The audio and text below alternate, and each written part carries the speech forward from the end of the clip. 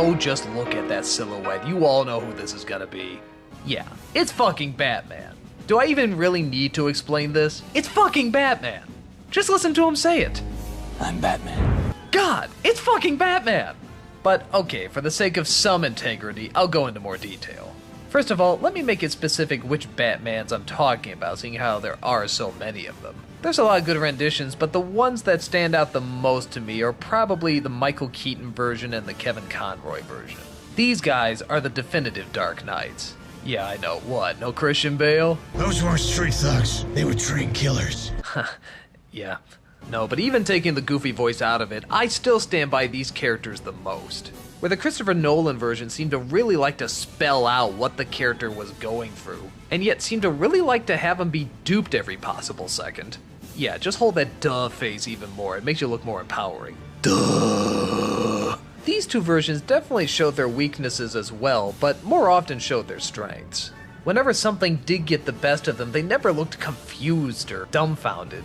Duh. They looked determined and quick on their feet to figure out how to fix it. Whatever the case, almost nothing seemed to surprise them. And you have to admire that. In a field where you come across some of the strangest imagery you'll ever see, it's pretty cool that these guys go in with the understanding of, yeah, I was prepared for that.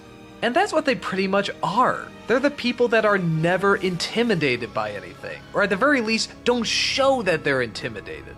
There's certainly times in both of their story arcs where they do show their weaknesses and when they are letting the stress finally get to them, but they do their best to keep it their problem and not anybody else's problem. I really respect that.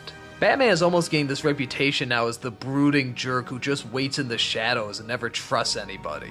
And some retellings do, I think, exploit that a little too much. But these two have it at the perfect level. They will put their trust in people, such as Alfred, or Selina Kyle, or Vicky Vale, or Andrea Beaumont, or I don't know, there's people out there.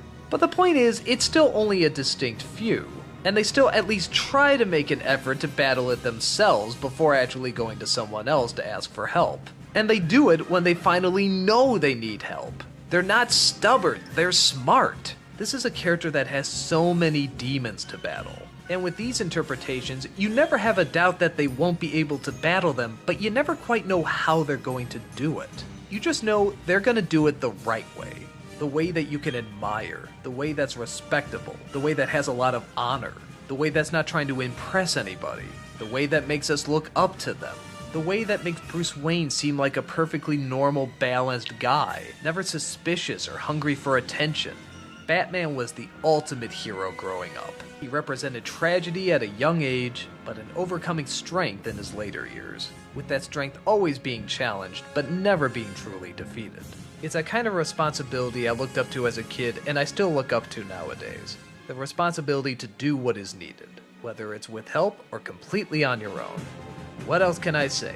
It's fucking Batman.